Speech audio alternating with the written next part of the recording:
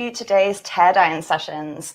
We've got a really exciting guest for you for this afternoon. We are talking to Nick Poole, who works at Sparkfun and is here with his first crowd supply campaign, an awesome little device called BeanCounter, which we are going to be hearing a bunch about over the course of the next hour.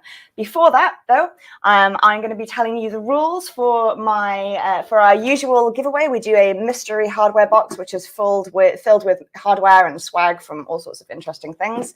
So if you want to win this week's box of mystery hardware, all you need to do is write comments or questions while we are live. And the comment or question that comes closest to the timestamp that I've written down on my notebook will be the person who wins this week's mystery hardware box. So do keep your comments and questions coming. And also, I never remember to say this, but please like and subscribe to be kept up to date with our future upcoming live streams. It's all very exciting. Okay, now before I bring on Nick, first of all, I want to show you a couple of things that are crowdfunding right now. Here we go. So crowdfunding right now, we've got the Sharpie keyboard, which is a tiny little Linux computer with a QWERTY keyboard. That's very popular on social media. It's also got a daylight readable screen, and yeah, as you see there, it's got a long range transceiver. Cute little thing, and with a purple circuit board. Who doesn't love that? Linux on a Raspberry Pi with a QWERTY keyboard. So if that sounds like your kind of thing, check that out. You've got 27 days left to support the open source hardware there. Also, we've got 32 days left on the Anavi Info Micro Hat, which is another device from the delightful Leon Anavi, who's been a long-time creator for Crowd Supply. And this one is an open hardware Raspberry Pi add-on board with a little display, some buttons, and some breakout force sensors. So check that out. It has raised a spooky amount of money already, with 30 days left. Also going well, and this one just had a 2-page feature in Hackspace magazine, so thank you for featuring this Hackspace magazine, is the Mixtile Blade 3, which is a stackable high-performance single-board computer in a Pico ITX form factor. And who doesn't want one of those? Look at that, stacks. Who doesn't like boards that stack? Very nice. So this is an extremely high-performance board. And we have 6 days left of this one, so please go and support Mixtile Blade 3.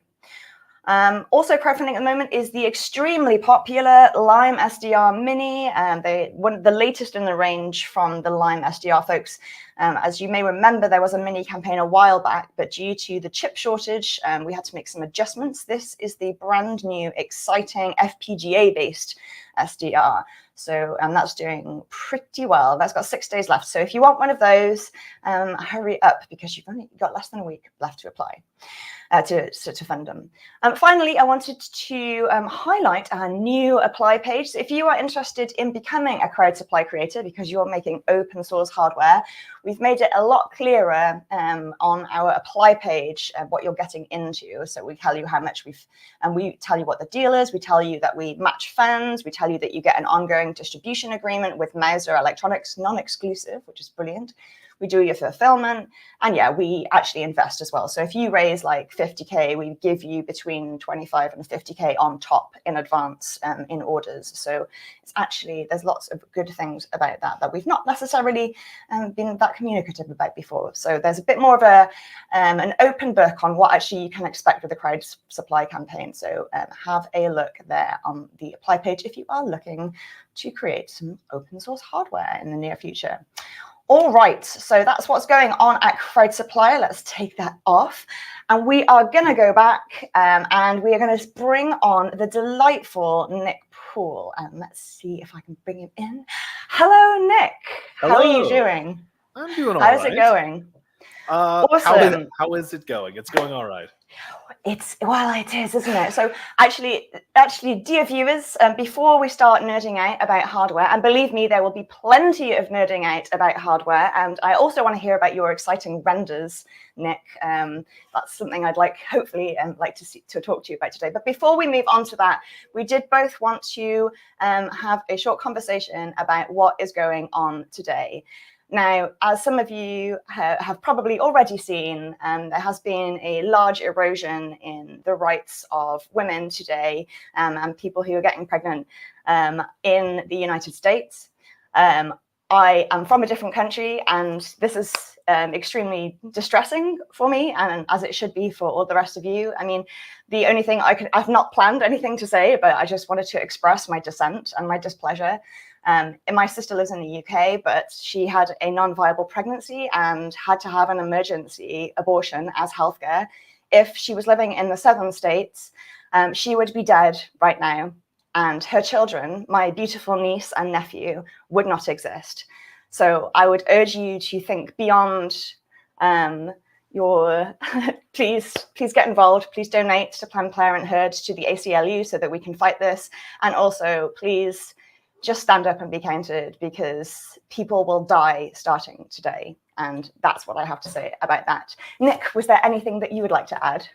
Yeah, I mean, I would say that if you think this doesn't affect you, I promise it does in one way or another. And even if you don't think that this directly affects you, for instance, Justice Clarence Thomas, in his concurring opinion on this ruling, made it pretty clear that they're going to go after other things like same-sex marriage, same-sex consensual relationships, contraception, all of the case law that gives precedent for those things, protection for those things, are on the chopping block. So, this affects everybody, and it's disappointing to me on so many levels to see this happen.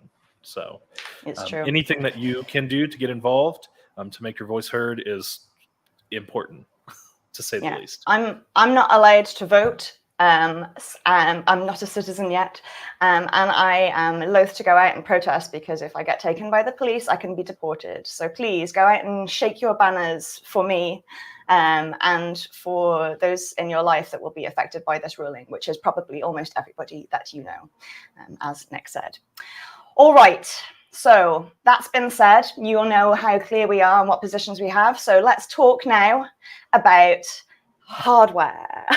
Yeah. So Nick, for those people who are not lucky enough to have come across your excellent work, can you tell people a little about what you do, and a little bit about some of your projects, and also what you're doing with Crowd Supply?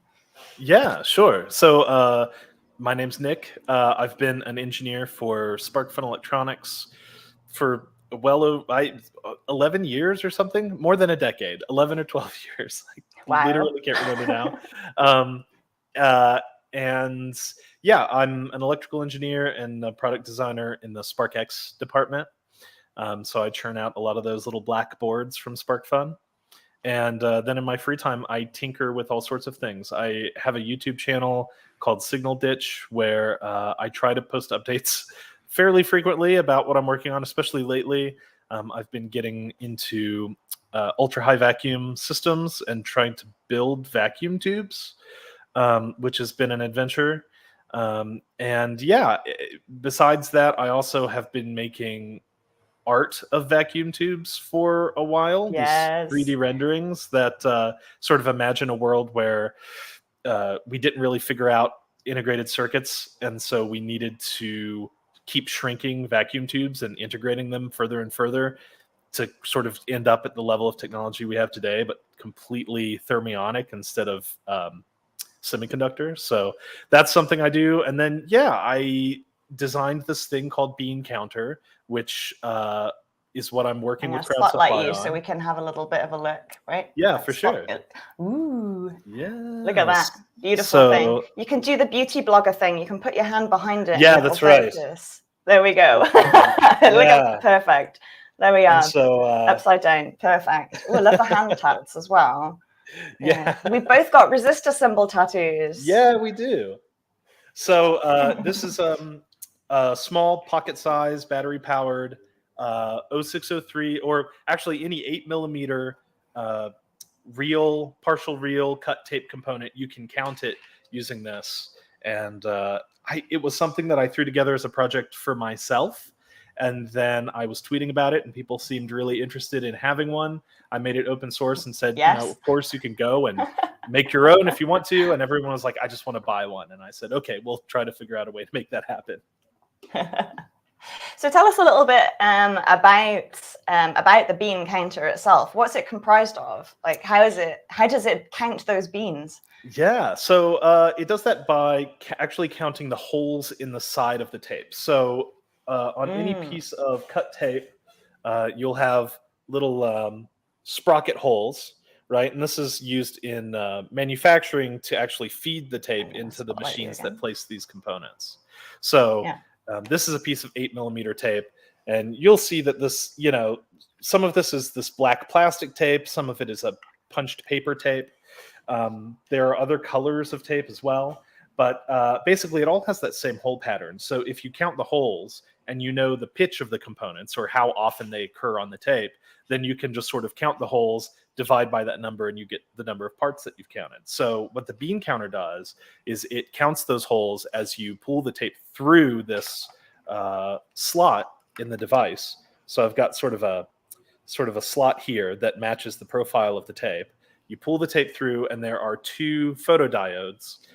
They're infrared photodiodes, and they sort of use the holes in the tape as an encoder. And so it can not only count the holes by counting the flashing of the light as it passes through those holes, but it can tell which way you're pulling the tape, if you're pulling it in or out, by knowing which of those holes gets occluded first. And in doing so, it can count up or down. So when this thing is in what I call dispense mode, which is designed to allow you to count out a specific number of components and then cut it off and count another of that same number of components, it'll count up and down. So you can, if you overshoot and you pull, 20 components out, you say, oh, I only wanted 15. If you pull it back, it will count back down from 20 to 15. Oh, wow. That's amazing. Yeah, it's a cool trick. I wasn't sure it was going to work, but it was something a lot of people asked for. So I found a way to make it work, and it works much more reliably than I kind of expected it to be. One of those things that theoretically would work, and then I would try it, and it would be so spotty that I'd be like, sorry, guys, it's not going to work. But it absolutely seems to work great. And That's super awesome. The controller is just a microchip AT Tiny. It's a strange AT Tiny. It's an 861. Which is a very small, it's I forget what they call this package. It's this little tiny plastic package, and it's got like 15 GPIO.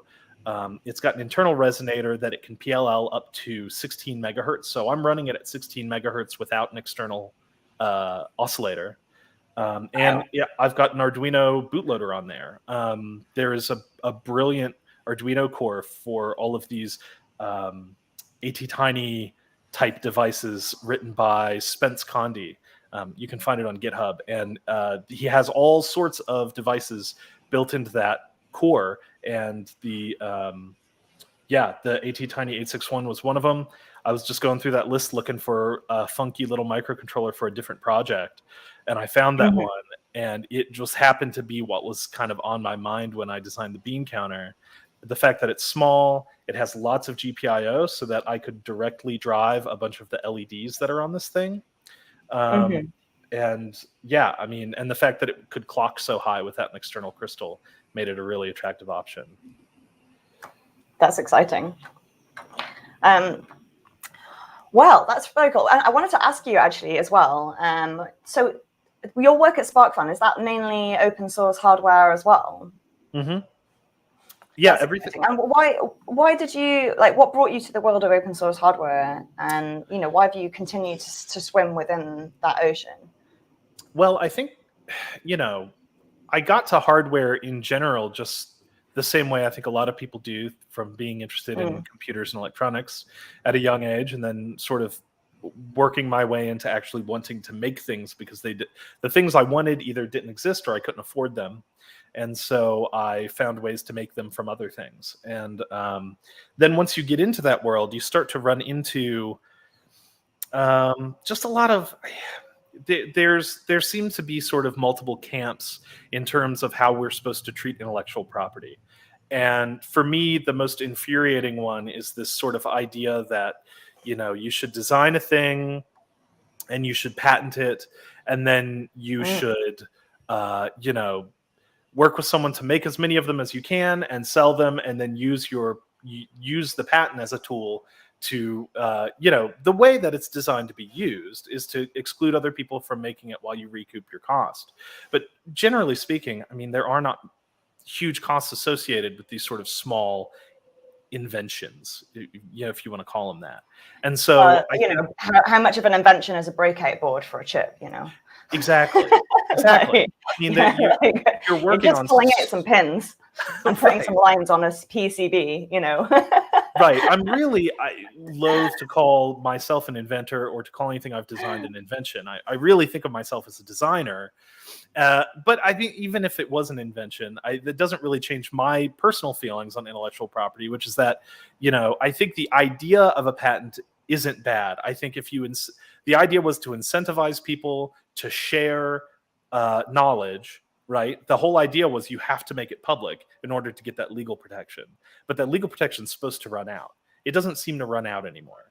And so, what's the point? And so I think that through open source licenses, we can get the protections that matter for certain things like, basically we can make sure our names stay attached to things. We can make sure that those licenses get preserved in future iterations of those things. But we can also publish all of that information so it's useful to other people immediately. And honestly, if you want to make money on something, I think the best way to do that is to make something and sell it to people. And if someone else comes along and can find a better way to do that, I don't think that's necessarily a bad thing. I mean, it might be a bad thing for you, but I don't think it's a bad thing for people in general. And I think, so that's pushing kind forward of the what vast sum of human knowledge. Right, exactly. I think that's the direction you need to sort of lean in when you're deciding, like, okay, I could either make this decision that's good financially for me, or I could make this decision that, isn't devastating to me financially and also has the benefit of like helping a lot of other people. And I think open source does that a lot of the time. And besides that, Sparkfun has released all of its hardware open source since the beginning. And Nick, I'm just going to interrupt you very sweet. My charger has stopped working, my laptop charger. Can you continue talking for about 2 minutes while I run downstairs and get my laptop charger? I can. Is that allowed? All right, one sec. Yeah.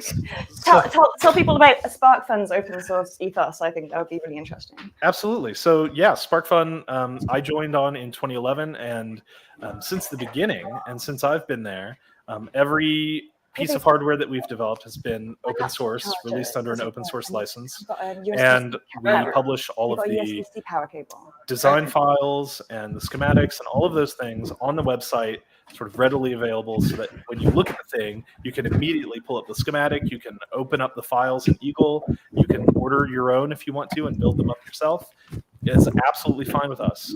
And as a business decision, it's been great because we don't spend money on lawyers defending our intellectual property. I mean, the only time that we defend anything is our trademarks and things like that. But as far as our designs, that's money that we use to design better things and sell them, and it's worked great for us. So I really don't think there's any downside to developing and releasing hardware in an open source way. I found a working charger. And I managed to hear that all my headphones maintained signal all the way downstairs while I ran down to get the charger. I thought I had a charger, but it was just a USB-C cable. It was a lie. Yeah, that's the downside. Well, I did hear though about some patent troll. For those of you who haven't read the story, there's a great story about Sparkfun standing up to a patent troll. Could you tell that story in a nutshell, if you were? It's been so long since I. Let me find a link and I'll drop it in the chat. Yeah, for sure. Just because I think that's interesting. Yeah, we've dealt with a few. We've had a few sort of run-ins with different companies and different people who've come along and tried to. I mean, it's sort of always it's the same sort of play that patent trolls always do, where they come and they try to apply this incredibly broad patent to something that you've done, and they say, "Oh, you were infringing on this," and you look at it, and it's like a method for the production of, digital voice signals in an electronic device or something like that, where it's like, okay, literally every piece of electronics has done that since like 1972. Like, you can't, this isn't a piece of technology you own. And it just seems to be one after another. I think we don't run into it a ton, but maybe 2 or 3 people over the years have come and raised really serious, we get lawyer emails, and then we have to, tell them we're not gonna. I do enjoy the way that Sparkfun has felt back. I mean, I just dropped a link in the chat to one of the most recent ones. It's sparkfun.com/news/3970, and that's just one of the more recent examples of Sparkfun taking on a patent troll in a way that makes them back off. I'll share my screen. You should be able to see it as well. Just actually, I see. It is an interesting story, and it's an interesting like side to the open source debate where people actually stick up, and you're like, actually, no. And then and then the patent panda thing that was actually pretty interesting. There's been a few people considering putting patents onto their devices, but then assigning the patent ownership to an open source foundation. So that's also an interesting approach to patent law within open source that I've been keeping an eye on. Both what Sparkfun are doing, and then is it Ji Kui, the patent panda founder, the lady who did it is Love to Code, the Chibitronics. Oh, okay. Yeah, I wasn't. That's an interesting story as well. Yeah, she did. I listened to a podcast. I think she was interviewed by Alicia on Embedded FM. A fascinating episode of how she got taken. Someone tried to take it. A patent troll tried to ruin her, and she fought back and created Patent Panda. Yeah, so there's the Chibitronics woman. Chibitronics founder. So that's another interesting open source patent story as well. Anyway, patents, endless fun. Yeah, I also wanted to show. This is. So for those of you, this is the BeanCounter, which Nick is making. We were talking about earlier, and I also have a little look at the campaign page here. Which is very attractive. Did you do this photography, Nick? I did. Yeah, I took those pictures with my cell phone. It's very nice. You did a good job. You. You've got quite a nice eye for aesthetics, and I like the little video you've done as well. Thank you. So at the moment it's pre-launch, which means people can sign up for updates. But do you have any little hints for us on when this actually might become a reality? I can't say when can we for throw sure. money at you, Nick? This has been this entire process of trying to create and release a product has been people just coming to me and saying, I want to give you money, and me going, I know, I'm trying to find a way to make that happen. And it's frustrating for everybody involved, but I have to say that it's much less frustrating with crowd supply than if I were doing this alone. That's lovely to hear. It really, honestly, I mean, much less frustrating. Yes, bringing a product to market. I mean, it's still hard, of course. Yeah, it's hard to bring a product to market. This is the first time I've done it on my own outside of Sparkfun. I mean, of course, Sparkfun has a huge infrastructure for doing this, and me as a person by myself, I don't. So I don't know. Soon, what kind of things have tripped you up? I would say. I'm sorry? What kind of things have been tripping you up? Being that this is the first time that you've done this on your own. It's interesting. There are lots of little things, lots of little surprises. I would say, first of all, obviously it's difficult to source all of the parts in the current sort of like ecosystem where there's a shortage on like basically everything. That hasn't really, I mean, I'm approaching that challenge now. That hasn't slowed me down yet, but I foresee that it will. The other thing is just sort of like iteratively, the closer you get to releasing something, the more seriously you start to take all of the little tiny bugs. And so I'm sort of iteratively improving the product at the same time that I'm marketing it. And I'm getting feedback from people from the marketing materials, right?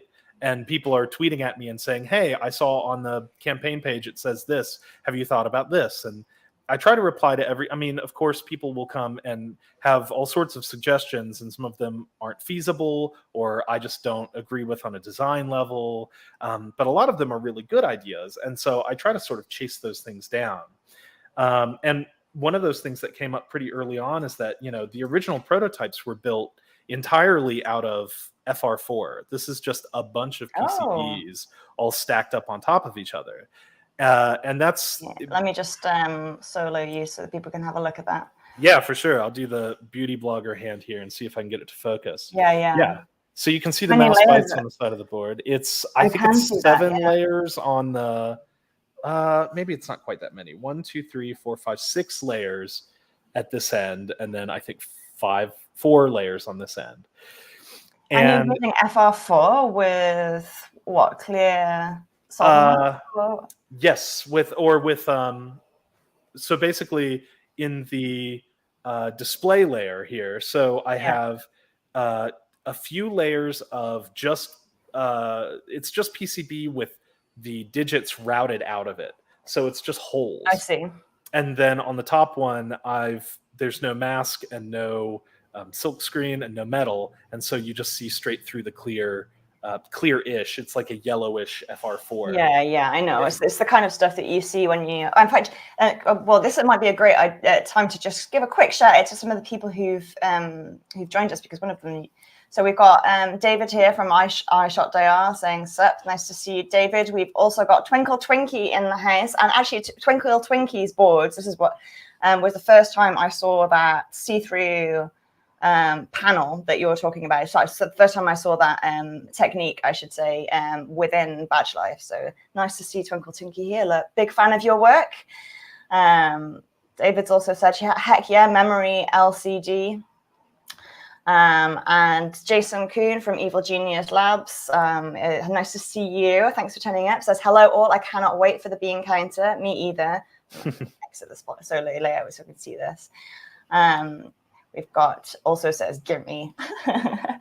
And also David said, I didn't think about backwards mode. Neither did I. What a great idea that was, backwards mode.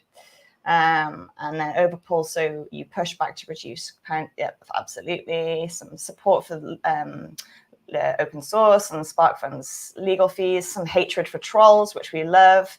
Leon Navi is in the house. I gave you a little shout out, your campaign shout out earlier on, Leon. Nice to see you.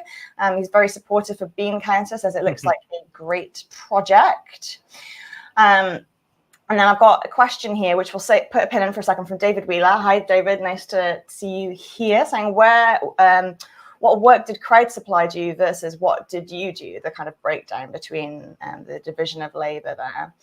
And then another question here. Before I come to the second question, we've got Robin. Hello, Robin. Nice to see you. Also coming up on a Crowd Supply campaign for your awesome looking pick and place. Saying hello, Nick and Helen. Awesome.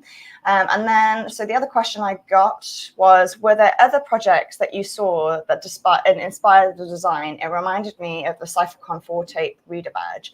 So we got a question here about division of labor at Crowd Supply. We've also got a question here asking about your inspiration. I should imagine both aesthetic inspiration and also functionality inspiration, if you've got any prior work that you were interested in. So which one do you want to take first, Nick? I'll tackle the one about inspiration first. All right, seeing as that one's already up on the screen, that sounds good to me. Sure.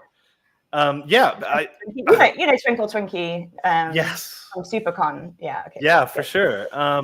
I can't think of any specific work that I saw that inspired this project, but I can say, at SuperCon, when was that? 2019? Yeah. I did a talk on building things out of circuit boards, doing layered circuit boards with the sort of backlit LED style sort of BadgeLyfe stuff, and I had arrived at a lot of that work sort of independently, and then while I was putting the talk together, I discovered a ton of other people doing the same thing, and started to look over what their methods had been, what techniques they were using, and kind of like figured out that, okay, this is the thing people are doing. Some people have really figured out the best way to do this, the best way to diffuse the LEDs, the best way to mount things. And yeah, I mean, there have been so many kind of really cool backlit LED FR4 constructions over the years. I can't name one in particular. The display on the BeanCounter, I mean, is sort of the centerpiece of the thing. Like that's what people see when they look at the How did you achieve BeanCounter. that? Is it literally just the PCB design technique that you just described? Yep. Or is that, and how do you sandwich them together? How are they actually affixed? Is there an external fixture or?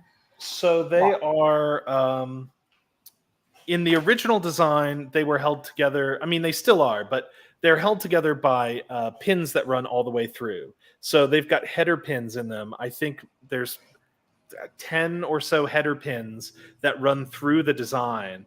You can see. Spotlight you a second.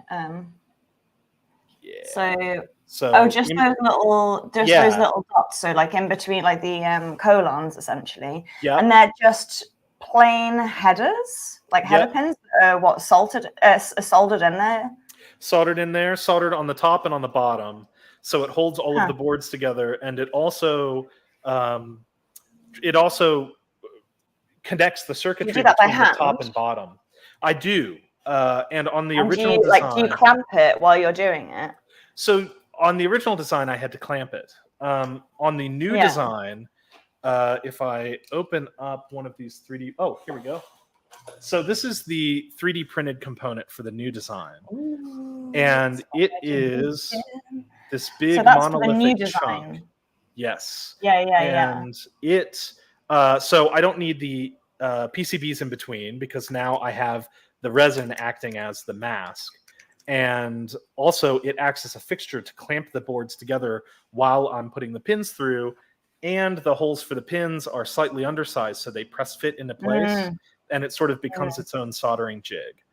So I still need to insert, 4, 5, 6, 7, 8 pins into this thing and then solder them on the front and back. But it's actually not a huge amount of labor per unit.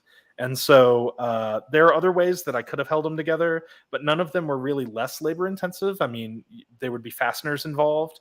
Anything that isn't gluing basically was going to be just as labor intensive. And the fact that this also works as a way to connect the infrared LEDs that are in the top portion that have to shine down with the rest of the circuitry means that the header pins are doing double duty, which is nice.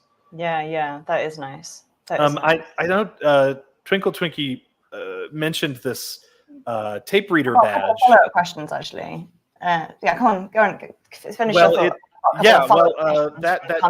What's interesting about that is that I'm not familiar with that badge, but the BeanCounter was actually, before it was going to be a product of any kind or even a public project, it was a test run to do photo interrupter based tape reading because I wanted to make, I'm looking around my desk to see if it's here and it's not, but I wanted to make a tape reader for the 15-note music box tape, punched music box tape.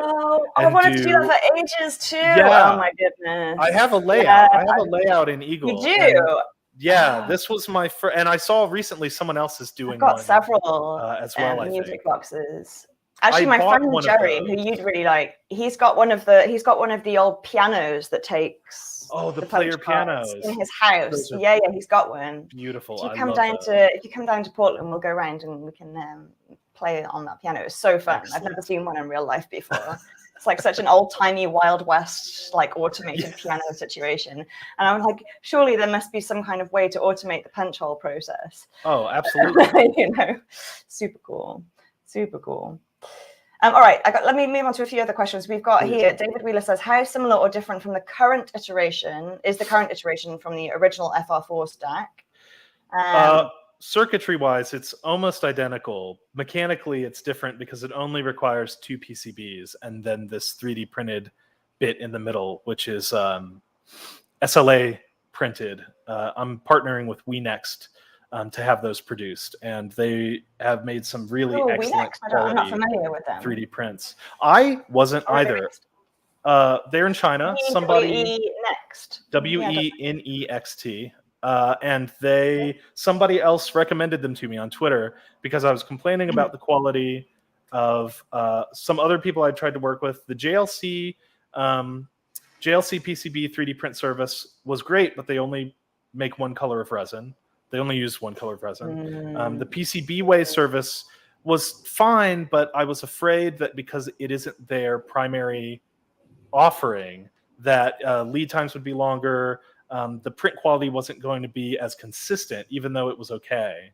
And so I was complaining on Twitter, and somebody said, well, why don't you buy the 3D prints from someone who does that for like someone who is a 3D printing company? Yeah. And they said, you should try WeNext. We've worked with them. Right, exactly. I don't know why it hadn't occurred to me. And so, yeah, I reached out to WeNext, and actually someone from WeNext emailed me and said, hey, I saw the interaction on Twitter.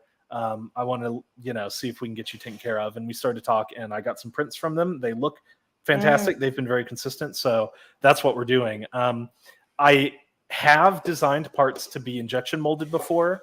So I did the design for the enclosures for the Sparkfun RTK facet.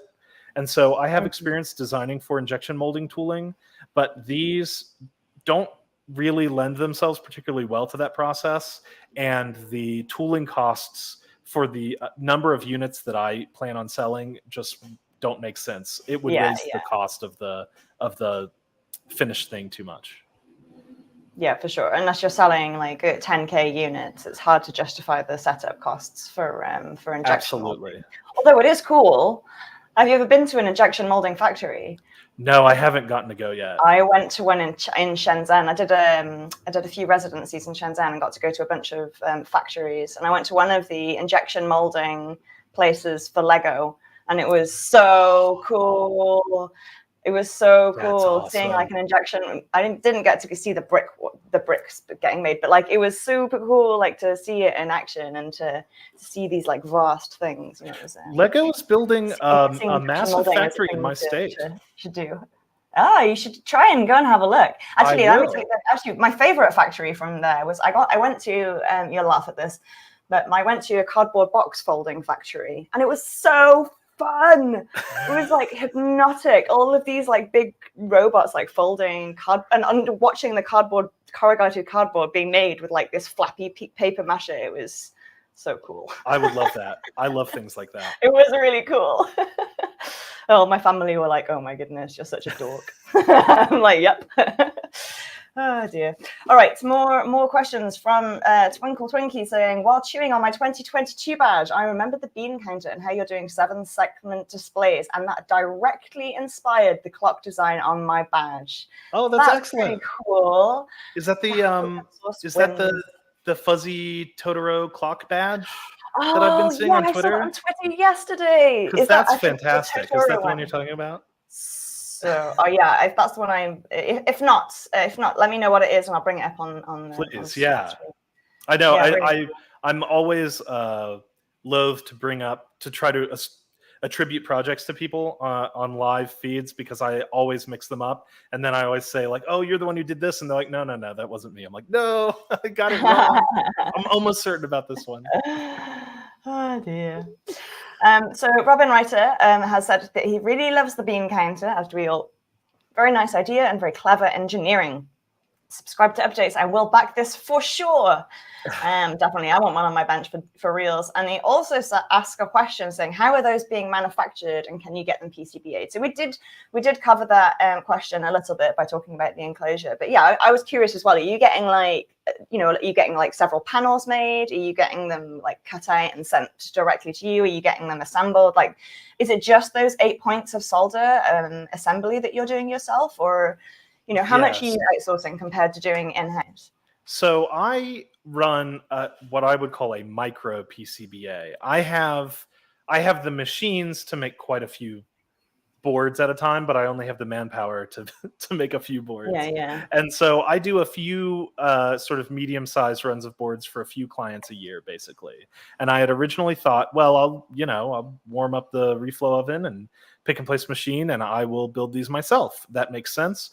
And as I started to forecast how many I would need to build, it became one of those things where it's like, okay, I could do this, but I would have to take a month off of my day job to do fulfillment in any sort of reasonable amount of time. And I hate to back a project and then not have the fulfillment come through for, by the time it ships to me, I've forgotten that I even ordered the thing. I hate that. So I want to do fulfillment in a reasonable amount of time.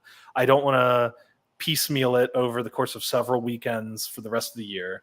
So my plan is, I've been talking with PCBWay. I believe that PCBWay and I are going to work together so that they will do the assembly of the boards themselves. So what they will send me are panels of the assembled SMT soldering.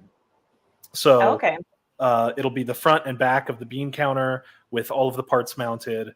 And then all that I'll have to do on my end is take the boards from PCBWay and take the 3D prints from WeNext and put them together and then load the firmware, do a final test, and package them up. Yeah. So have you got any jigs designed for all of that? You know, you got any good labor-saving tips for those people that are looking to maybe make a batch of boards? I mean, Twinkle says it checks out in terms of your timing. It says, I take 2 weeks off to build around 200 badges, and it usually still requires more time. So if you've got any, which is true, which is absolutely true. I mean, the final assembly is no even if you're getting like full PCBA, the final assembly is often no joke. And as you mentioned, like flashing the firmware, all of that kind of stuff. Do you have any like tips you could share about doing that in an efficient manner?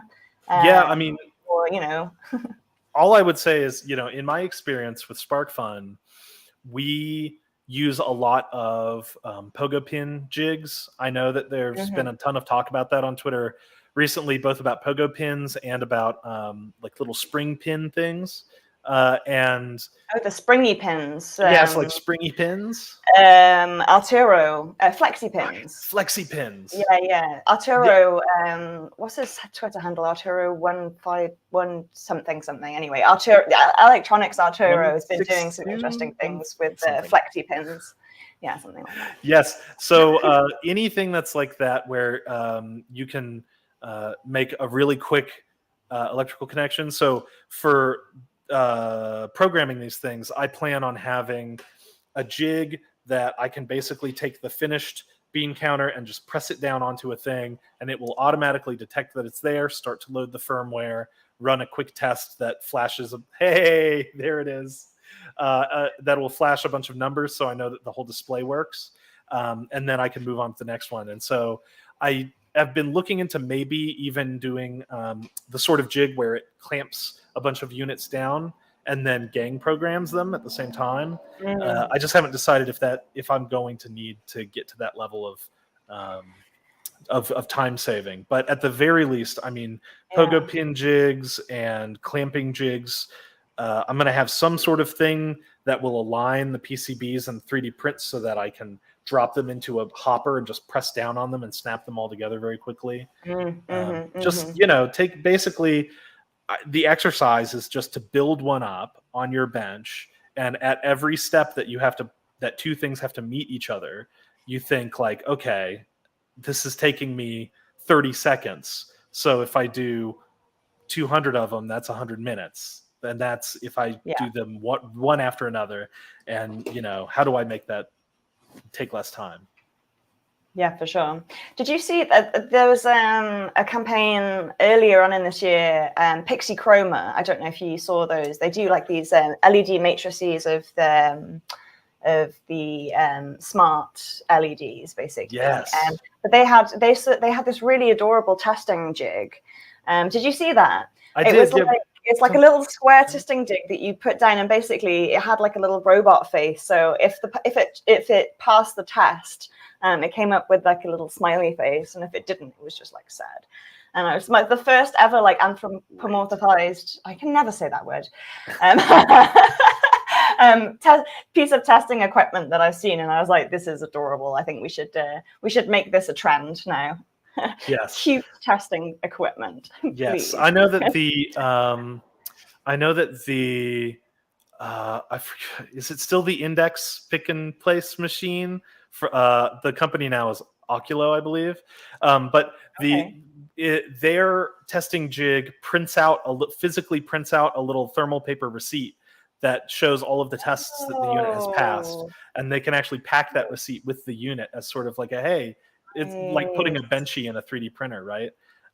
It's kind of a cool idea, but I mean, when I saw that testing jig that you're talking about with the little happy frowny face for pass or fail, that's brilliant. I mean, that's really all you need to know at first glance, because I've done a lot of programming and testing. So Lumen PNP now, by the way. Lumen PNP. That's it, isn't it? PNP. Yeah, now I remember. Yeah, there we go. Yes, this is why I try not to say the names of people's projects or companies on my feed, because but yeah, I've done, programming and flashing firmware on lots of units at the same time, and my process at least was just to go through them. If any of them had a problem, failed to program or failed to test for any reason, they just went in a big bucket, and then at the end I would tackle that bucket and try to figure out individually what the problem was with each one. But for that first run of just like getting them programmed and getting the batch out, all I need to know is if it passed or failed, and I would love a little smiley or frowny face to just let me know. I thought that was brilliant. I thought it was great. I agree. So we've got a few comments in here. So David there saying there's a new meaning to the phrase BadgeLyfe. And Twinkle Twinkie says, yeah, anybody who hasn't done it firsthand, it always takes longer to package than people expect. That's absolutely true. And he also, a nice little bit of history here, hacker history, saying that BadgeLyfe was coined by a badge maker that refers to the logistical nightmare that making electronic badges is. That doesn't surprise me one bit. It's true. Everybody I know who's done an electronic badge has had their life ruined by it, at least temporarily. But it's a labor of love. And then, so it was just co-opted to just mean the act of wearing / collecting badges. I mean, yeah, I guess so. But these things, the meaning of these things changes. And then here we have another comment from Twinkle Twinkie saying, I've been thinking about a quick jig that compares an assembled board to a reference image and indicates if it's a match or not, which may indicate that a part is missing or misplaced. They actually have that a lot on modern pick and place machines. I believe. Yeah, that's what is that called? Optical something inspection. Yeah, that one. Yeah, whatever that is. I've definitely seen a pick and place with it, but I can't remember. AOI. It's AOI. I can't remember what AOI stands for. Automatic optical inspection, probably. Yeah, a lot of pick and place machines do that. That's excellent. And there are a few companies that I've seen have started to come out with small open source solutions for that. There are some great projects around doing your own AOI. And I've even seen some companies do this sort of odd business strategy where they try to sell the machine very cheaply and then sell you a subscription to their AOI service, which supposedly will improve as their AOI AI machine learning thing improves. I cannot state strongly enough how against hardware as a service I am. I feel the same way. Imagine BeanCounter just you could count like 200 components for free, and the rest you had to upgrade. Right. I mean, that's best case scenario. That's assuming really it even irritates works. me. I mean, most of these things, they work for 6 months and the company disappears, the server shuts down, and it doesn't work anymore. You own a thing, and maybe we're just old and grumpy, Nick. But I sometimes am cannot stand it. It's my pet peeve in hardware. Yeah. It's like last time I went to San Francisco, someone was trying to impress me, telling me about their new hardware as a service thing, and I was like, oh, good lord. But yeah, do it yourself AOI. Do it yourself AOI. Just don't sign up for anybody's. Don't sign up for anybody's AOI subscription service. Oh dear. I forgot to say, David Wheeler, with this comment where you've telling us Arturo's handle, you are this week's winner of the mystery hardware box. Wow, very exciting. Let's have a quick look what's inside here. We've got the usual swag. We've got some kind of Hackaday box badge. We've got some very fetching Xilinx socks. Who doesn't want a pair of Xilinx socks? These would be AMD Xilinx if they were printed now. So these are a collector's item. What else have we got? We got some kind of laser cut puzzle, and we've got a Hearty patch, which is an open source piece of hardware that is for monitoring. Oh, there's electrodes and everything in here for all your heart monitoring needs. So if you drop me, David, if you drop me a DM on Twitter, I will get that sent out to you at some point in the next week or so. So well done. Thank you for commenting and asking questions. This one's for you. Let's put that back up here in my little backlog of things I need to post. I've been in the UK, so you have to forgive me.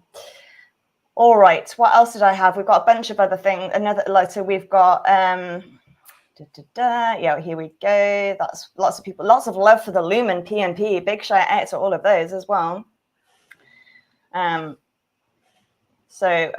was let's just pick that back up. So about the BadgeLyfe, the history of the BadgeLyfe, what being coined by the badge maker, referring to the logistical nightmare.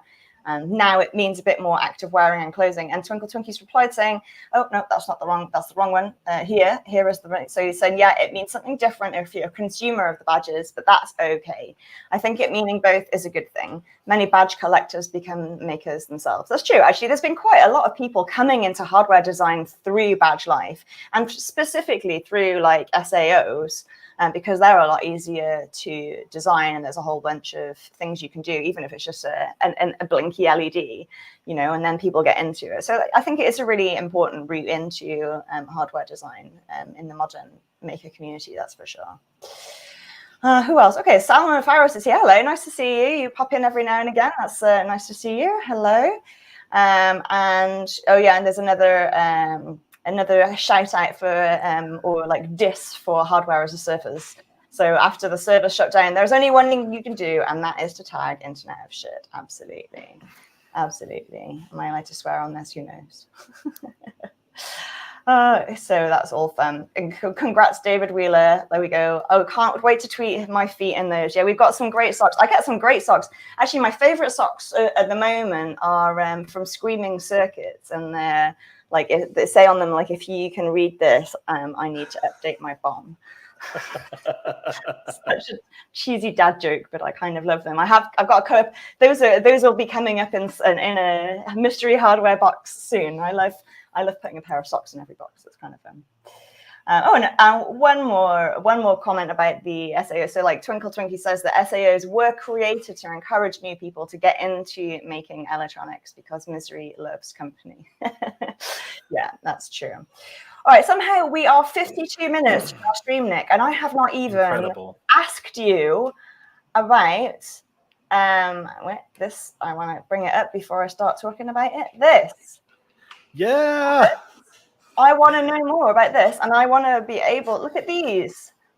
Tell us what we're looking at here, Nick. Yeah, so that is a rendering out of Fusion 360, if you can believe it. It's funny.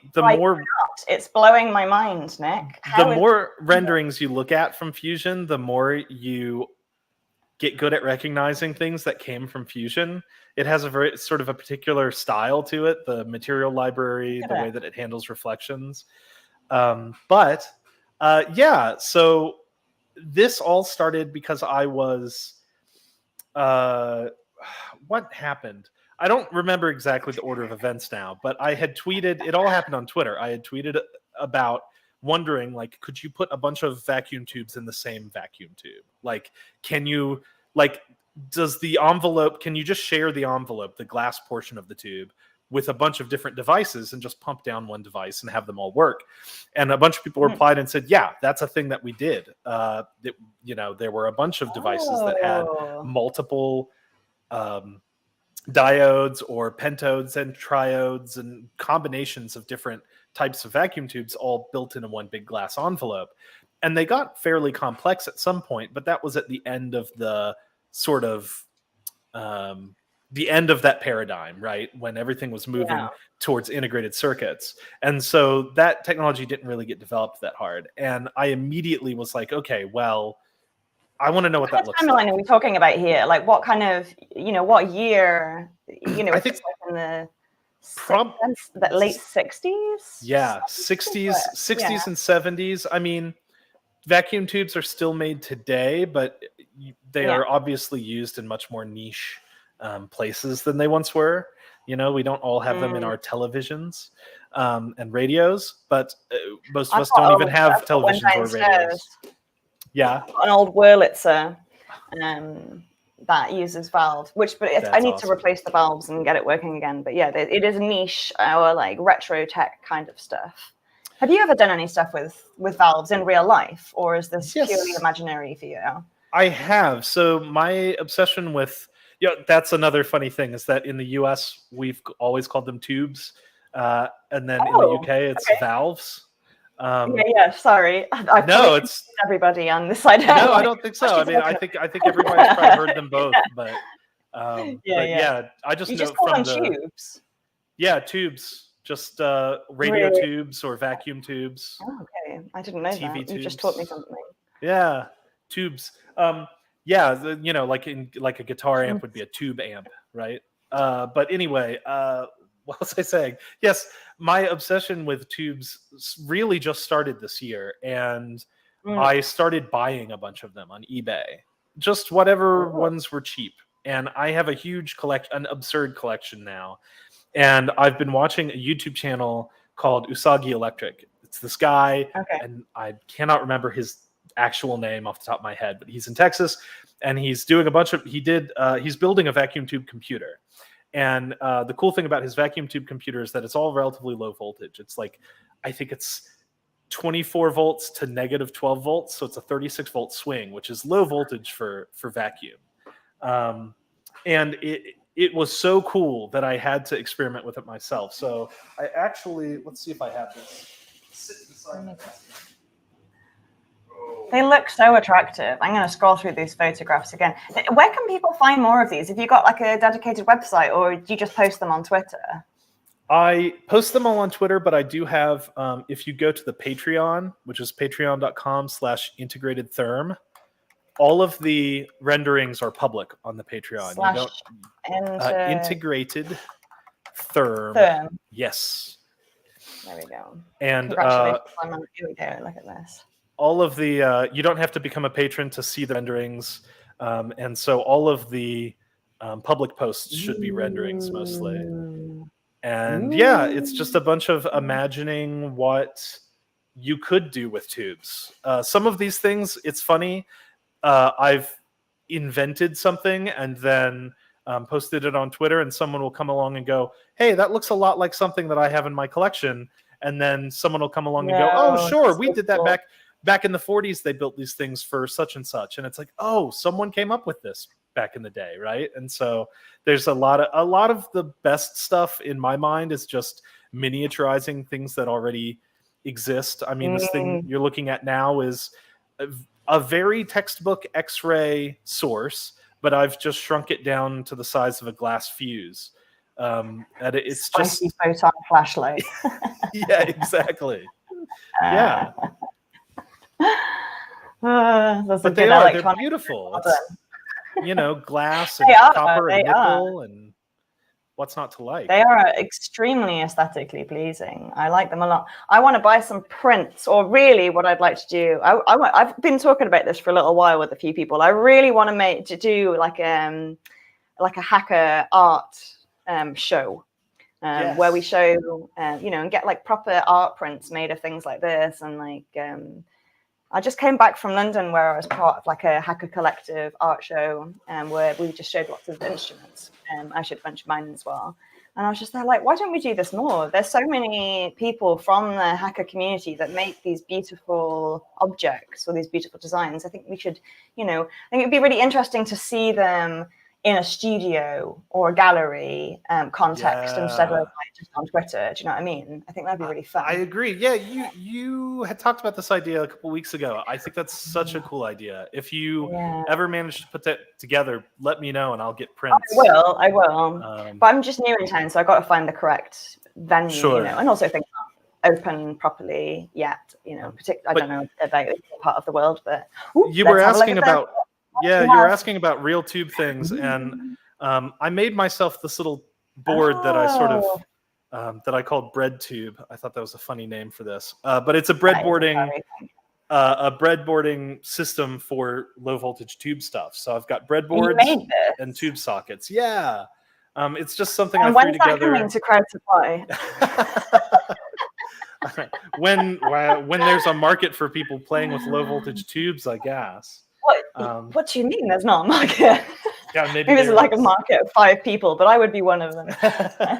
But yeah, this circuit, I would plug it in right now, but I think it requires a dual supply, and I've lost one of the supplies that was hooked up to it. But this circuit worked with a single vacuum tube and a VFD which is a vacuum fluorescent display as the display.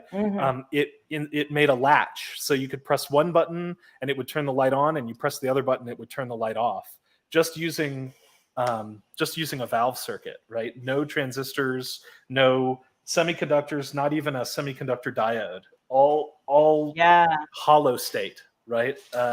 Which blows my mind that, you know, all of this is outdated now, but the physics hasn't changed. The devices still work. And now I'm on to, like you said, I think making prints of these renderings is a cool idea. Really nice ones. And I really want to do, like, if I could put enough of them together, I'd like to do like a coffee table book of them, sort of in the style of a catalog.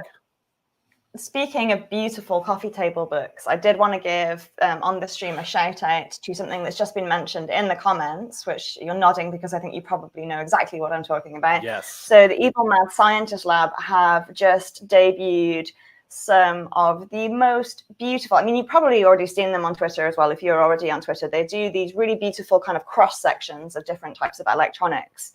And they're doing that in a collaboration with Tube Time US. And they've been doing them for a while. And they've got an art book of all of these stunningly photographed electronic cross sections. And they'll be coming out soon. Their pre-orders have started, according to Twinkle Twinkie. So I'm definitely going to buy one. I think it's coming out. I think No Starch is publishing it. You know, the Quintessential Hacker publishing words, Helen. Imprint. Thank you. My goodness. Yes, I used to work in publishing a million years ago. I should know that word. Like the classic hacker publishing, Imprint, No Starch is publishing it. So do check that out. I forget what it's called. But yeah, EMSL. Do take a look at that. It's really, really awesome. Very cool. And Twinkle Twinkie says, I may be biased. That's okay. We're all biased on this show. But electronics as an art medium is underrated. I do absolutely agree. Actually, although the first time, so last time I went to San Francisco, I went into the MoMA in San Francisco and the Museum of Modern Art, who, for those of you who aren't familiar with that acronym. And on the top floor, there was a huge installation by an artist. And it was, you know, like I saw, like on the, you know, like the blurb next to the, so it was all physical art, and it was all done using this kind of like hacker electronics, you know, and there were like LCD screens artistically wired on the wall. There was a 3D printed sculpture. There was like a little robot, and it was really great to be able to go into like such a high art setting and see the tools of our community being represented on the walls. And also it was really interesting to see like, so, you know, like the wall blurb where they tell you like the artist's motivation and the medium, you know, they also put up there like what languages were used in the creation of the pieces, so, like the different coding languages. And I thought that was really cool. That was where was this? This was at the MoMA, the San Francisco MoMA on the top floor. I think that exhibition is still there actually. And there were several pieces, really, really interesting to look at. And it was really, yeah, as I say, it was like really cool to be able to see the kind of stuff that we work with in a setting that's, you know, such, you know, like a fine art, like internationally renowned fine art setting. It was pretty cool, actually. I don't remember. That's it was amazing. So we are somehow 5 minutes over our time, Nick. So before we sign off, I want you to tell everybody how they can keep up to date with you. If you've got anything that you want plugging, your Patreon, your Twitter account, whatever. If you want contributions to a certain problem on GitHub, now is the time to shout out. What would you like to leave our delightful, friendly audience with? I'm all over the place right now, but you can, of course, if you are interested in the BeanCounter and you haven't signed up to get updates from Crowd Supply about that yet, please do that. You can do that on the pre-launch page, and the actual campaign page will go live as soon as possible. I am getting ready to walk out the door right now and go on vacation for 2 weeks. And then as soon as I get back, I should have all of the deliverables that I need to get the campaign page live. So look for that to come out very soon. And then, you can follow me on Twitter at North Allen Poole. And that's where I post all of my updates. It's a lot of, I don't know how, it's shit posting. It's a lot of shit posting, but then it's also a lot of very cool updates, and I try to retweet other people's projects that I think are cool. And there's a link there to my Patreon, which do not feel obligated to become a patron if you just want to check out the renders. But if you do become a patron, you get early access to the YouTube videos that I've been making recently, which are all about getting geared up to make real world working vacuum tubes, which has been an adventure. Very awesome. So for those of you that want to keep up with Nick, so find him on the GitHub and Poole. We've got this Patreon here, which you can see. And then very much a Twitterer at North Allen Poole as well. So, and obviously, if you are interested in BeanCounter, which I think a lot of people are, I definitely want one for my electronics bench. You can go to BeanCounter on Crowd Supply and sign up for updates. And after your holiday, after Nick's vacation, there will be awesome things coming soon. Well, Nick, it's been an absolute delight to have you on here, and I can't believe we've gone so far over time without trying. It's been great. Really I wish we'd had twice as much time. Well, do you know what? You can come back on when the campaign is live. How about that? We can continue talking, continue this conversation. Yeah, Joey, I'm not averse to people coming back on several times and shooting the breeze with me, telling me how things have gone. There's always something interesting to tell, or some manufacturing disaster to converse about, you know. Yes. So we can we'll have you back on. And we've got a lot of lovely comments from the people here saying how much they enjoyed it, and saying, dosing comfort the shitposting and stay for the integrated Thermionics. And Robin says, enjoy your vacation. And I absolutely echo that. I hope you have a fantastic time wherever you're going, and I hope you don't look at your email even once. Thank you so much for being my guest today, and thank you to the audience for joining us. Please, if you do enjoy this kind of electronics chats, we've got a few scheduled coming up. We've got next week, we've got Ryan Cousins from Snickerdoodle. We're going to be talking about all sorts of interesting things. And then after that, I am getting Joey Castillo back on as well to talk about the end of his campaign and how it's going, fulfilling everything. I think everything's going very well, actually. I know some chips mysteriously turned up, so we're going to have a chat about that. So thank you, everybody, for joining us.